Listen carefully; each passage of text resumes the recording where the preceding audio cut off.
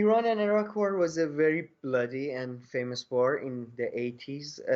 Sometimes it's referred to as the first, Persian Gulf War, actually, because then you had the subsequent American wars against Iraq.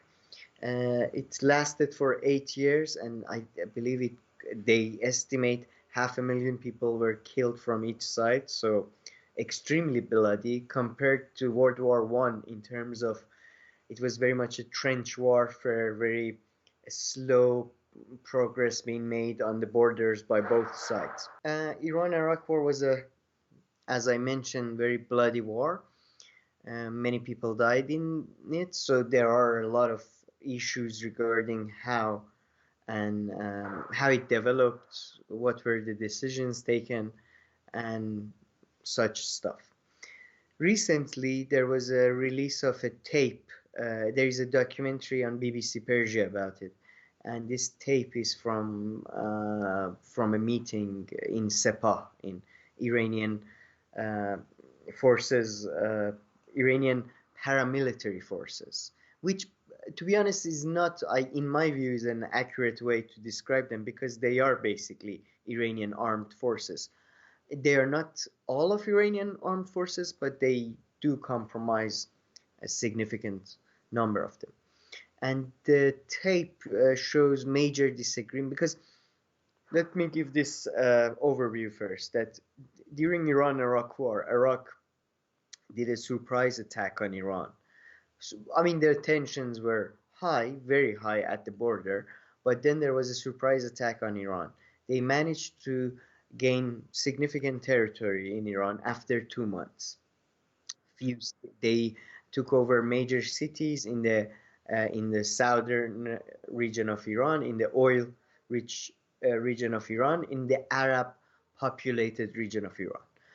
But Iranian army and Sepah managed to take back all these lands, all of them within the next 2 years.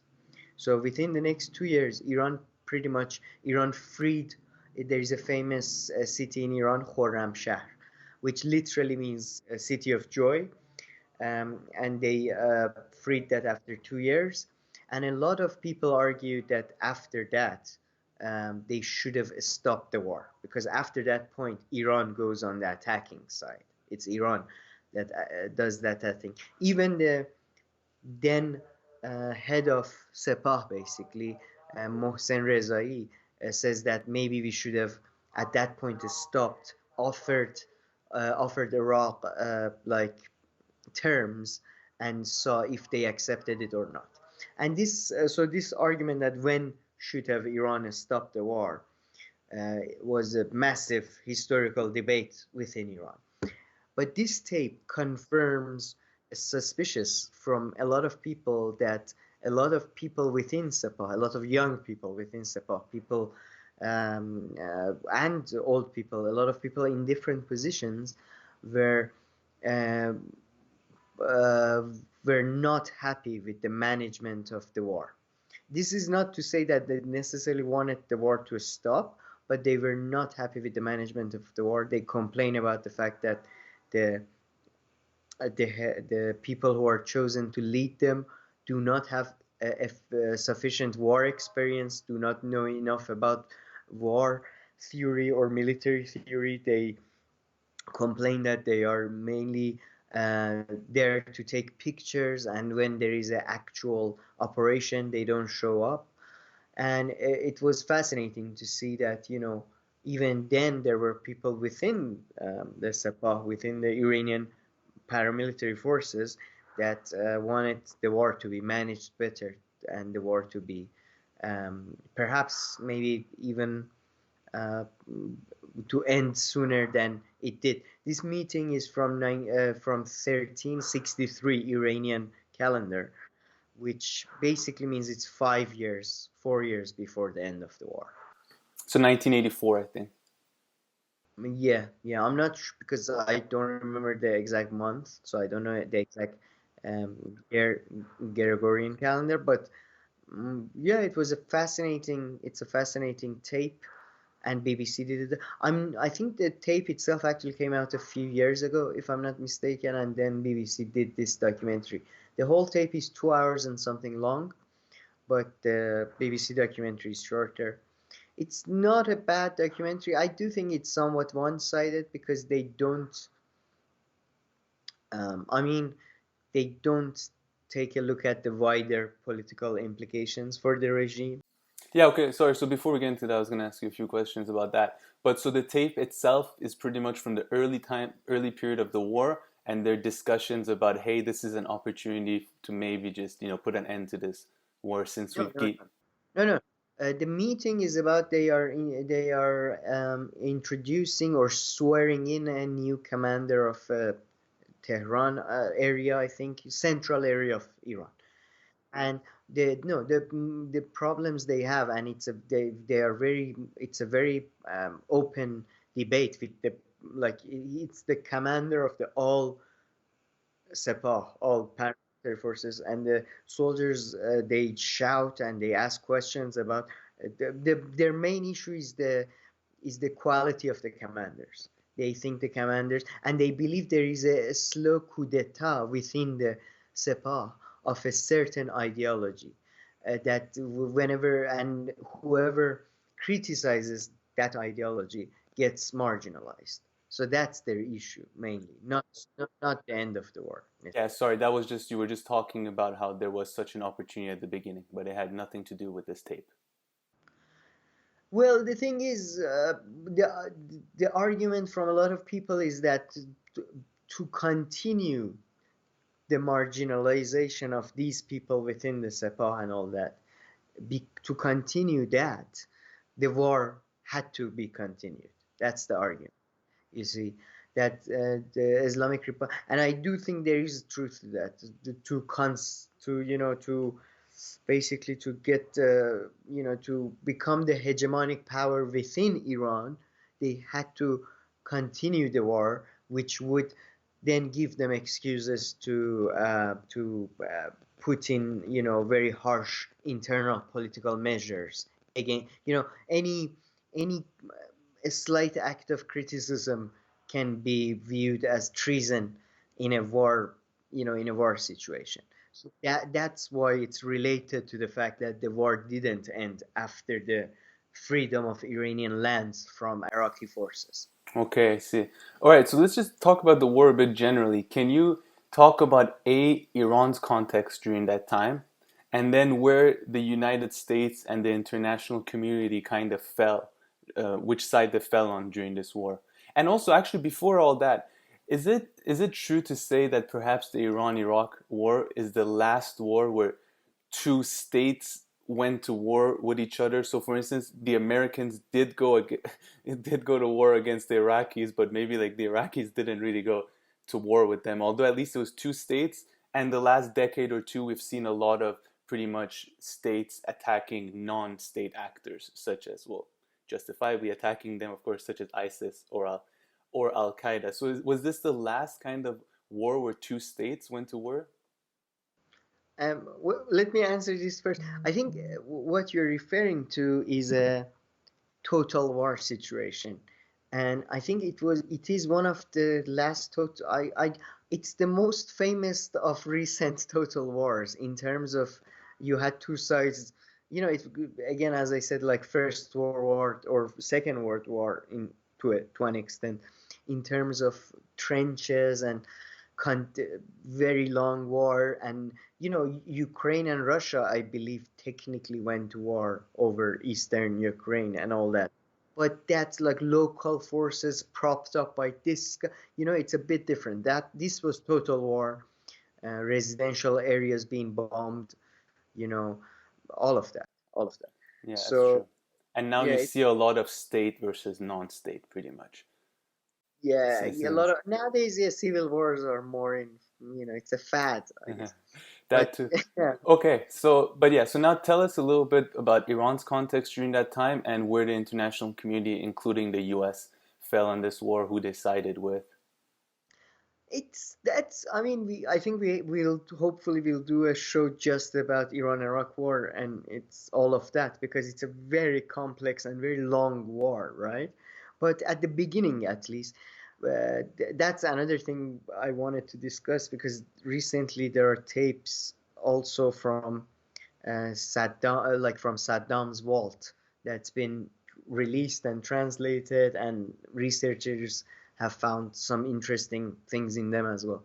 But Iran just had its revolution in 1979, and Iran was in disarray because the army was being purged basically by the revolutionary forces.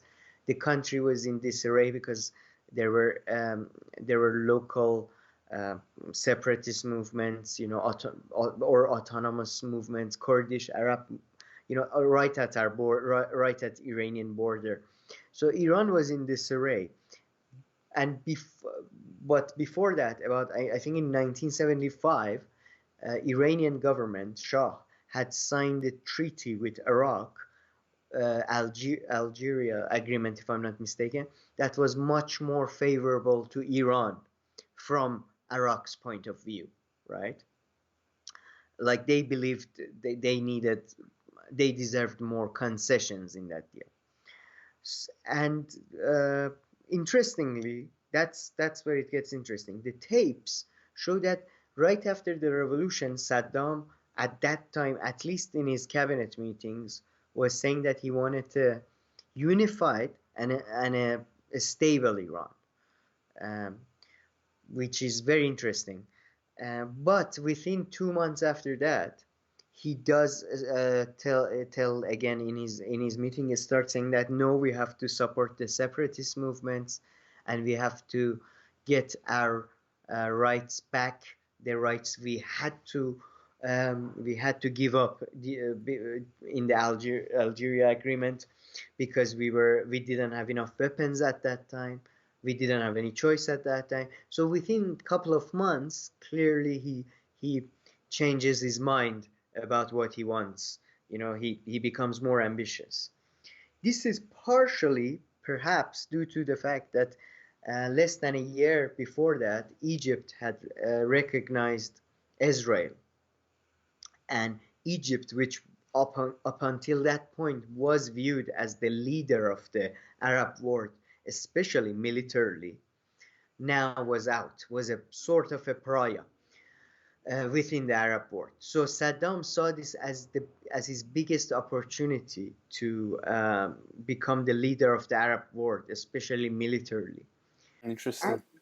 yeah, and you have to remember that for Arabs, there is not that much difference between the Iranian regions that are Arab populated and Palestine.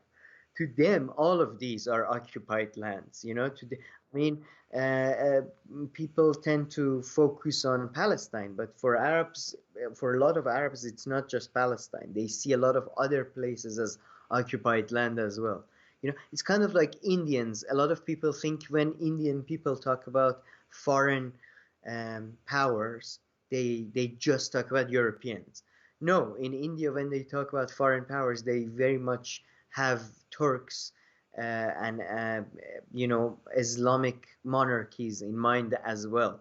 There is, because the history of imperialism is much older than just European imperialism. So I believe Iran was in disarray. Saddam saw a very big opportunity to improve his access to Persian Gulf, improve his position within the Arab world, and he took it.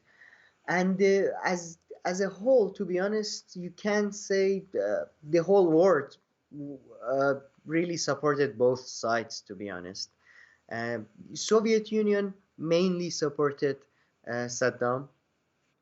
Yeah, because he was a nationalist socialist basically. Yeah, he was very much in the line. He was a national socialist. He was very much a Nazi. Iraqi. That's what he was. So yeah, and but America supported both sides pretty much. They obviously they openly, they didn't support any of them. I think openly, they supported Saddam more openly. But there is famously Iran-Contra affair that American government illegally and through Iran's good friend Israel, they threw Israel and Pakistan and Egypt, if I'm not mistaken. They sold weapons to Iran. Um, they sold bombs, I believe, Tomahawk missiles. They sold a lot of stuff to Iran, whilst openly selling to Saddam as well. But as a whole, you can say at least Iraq could do its military deals in open. At least they paid market price. Iran had to do everything in the black market, pay double, unfavorable deals like cash deals.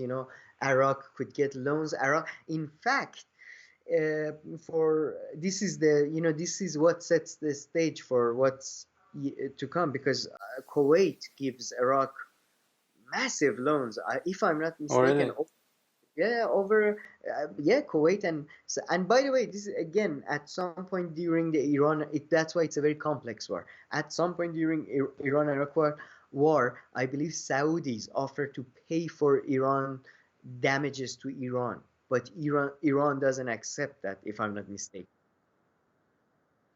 because they didn't want the war to continue, because at that point Iraq was on the defensive, Mm-hmm.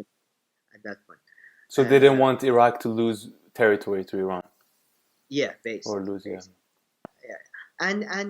But by the way, Iran probably would have won the war if Americans didn't provide satellite images, and basically they would tell Iraqis whenever Iran wanted to make an attack. Yeah. So that weakened Iran a lot. Like, that's why that's another reason why, like, Iranians could see victory, but they couldn't reach it, so to speak. But so it's a very complex war. I don't want to just say that all Arab states just supported Iraq all the time, but they gave Iraq a lot of big loans, and that was one of the major bones of contention that led to Iraqi invasion of Kuwait, because they wanted repayment of those loans. But And wait, Iraq, no. So yeah, Kuwait wanted the repayment of those loans, yeah, and in then 1991, yeah, 2 3 years after the yeah. war, Iran-Iraq war, yeah. And then that was one of the bones, one of the reasons why Iraq ended up attacking Kuwait. Iraq basically became a military economy after Iran-Iraq war. It's something that did not happen in Iran, but in Iraq, that you had to basically, there were no jobs, and everybody went into military. Government was bankrupt. They didn't have any money. Kuwait was pressurizing them. There are many reasons, but this helped as well. So Iraq was in a much better position. I would say internationally, Iraq got more support, although Iran, like I mean, famously, Kissinger said they asked, "Who do you want to win in Iran-Iraq war?" And famously, he said, "We want both sides to lose." To be honest, and that's what happened. In a way, neither side became the regional hegemon, and that's what both sides kind of wanted. You know, Saddam especially. Saddam really, this is the war that kind of, I think, like if Saddam didn't do this war, he could have probably, he would have been in a stronger position long term. Yeah.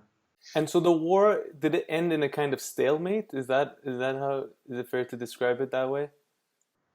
Yeah, it kind of, yeah, it did. Neither side announced, declared victory or anything.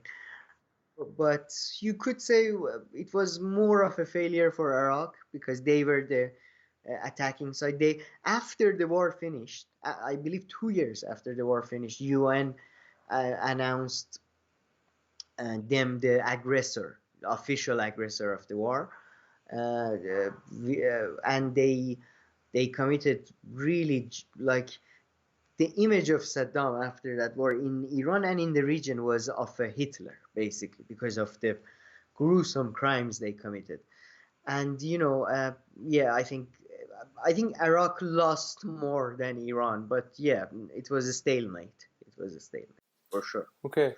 So now going back to kind of the news part of this story, which is, let's see if this time I got it right, which the tape kind of shows that how they were within the Sepad and there were these kind of debates. At least this shows this debate where they weren't sure about some of the strategies and tactics of the commanders. Did I kind of get Yeah, it? Yeah. So mainly not even strategies and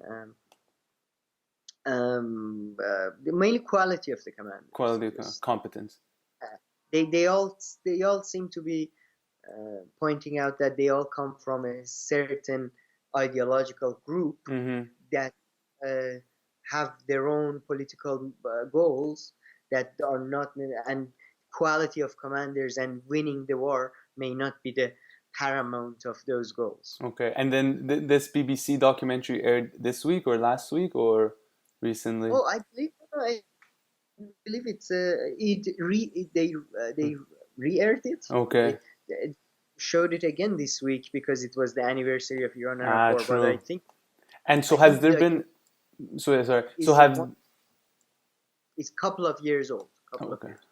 And so have there been any reactions from anywhere on this? Have you read anything, whether it's in the Iranian press or did foreign Uh, press pick it up I or? From what I recall when originally it aired, uh, I mean it's from the public. The reaction I got at least was the one that was of a sigh, as in like yeah, it people are very it's the 6 years. I mean, according to this documentary, in if we ended the war in 62 Iranian calendar, uh, we yeah, kind of 83. It would we would at if we end like at that point, Iraqis would still occupy about 1,000 meters of our land, right? It's not like nothing, but 1,000 meters, right? But if but when it actually ended in 1989, at that point they were occupying 2,000 something of our land. So even in terms of land, like just pure meter, we lost some land. So people, it's just so, but it's just such a long time ago that people are like, what can you like? Yeah, Yeah. it's just fucking sad.